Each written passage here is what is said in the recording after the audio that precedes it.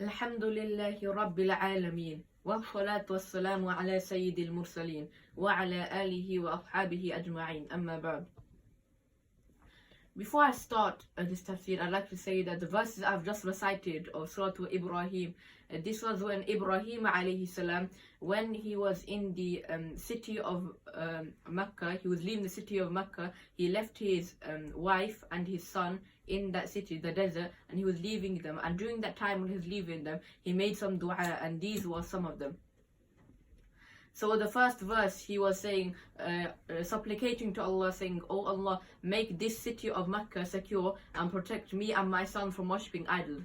So what he meant by this was to make the city of Mecca, so instead of a desert, to make it a city and to make it an idol-free place. So he wanted his sons to be protected from idol worship as well, because he is the most forgiving and merciful, Allah subhanahu wa ta'ala. So then after he was saying, "Oh our Lord," he's saying, "Oh, make everyone who comes here, make the hearts of some people come here." When he meant some people come here, he meant it to be for the believers, meaning only the Muslims could come there and provide for them fruits, because this Mecca was an unproductive land, couldn't produce anything. And so then make them pray and be happy to you and bountiful to you and increase them. So now if we take a look at the city of Mecca, alhamdulillah, we can see there's a lot, even though it's still an unproductive land, there's a lot of food there, and everyone, all the believers are coming, they're praying to Allah and they're supplicating to Allah, and they're really happy. In the next dua is a very emotional dua for Ibrahim alayhi salam, because he was asking Allah, "Allah, you know what we hide and what we reveal." So he was saying, "Oh, make it easy for me to go through." So what he meant by this was that he felt really sad. Of course, as a father, he is leaving his baby son and his wife in an unproductive land, a very hot place, Mecca. So he doesn't know what will happen to them, does he? So, or they might get, maybe some animals will come to them, maybe wolves or dogs, or maybe there will be a storm, things like this. So he was expressing his emotion to Allah and made a dua to Allah this way, and Allah did look after his wife and son. Then next, Alhamdulillahi alladhi wahaba li ala al-kibari Ismail wa Ishaq, inna rabbi lasami'u du'a.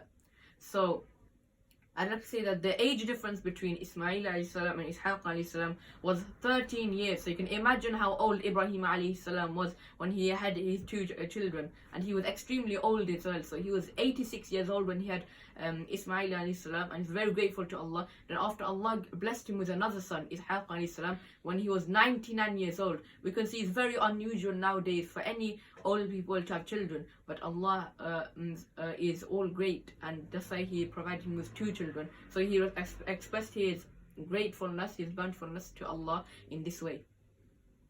And then the next dua he was saying, "Oh, our Lord, forgive me and my parents and all the believers on the day when the reckoning shall come to pass."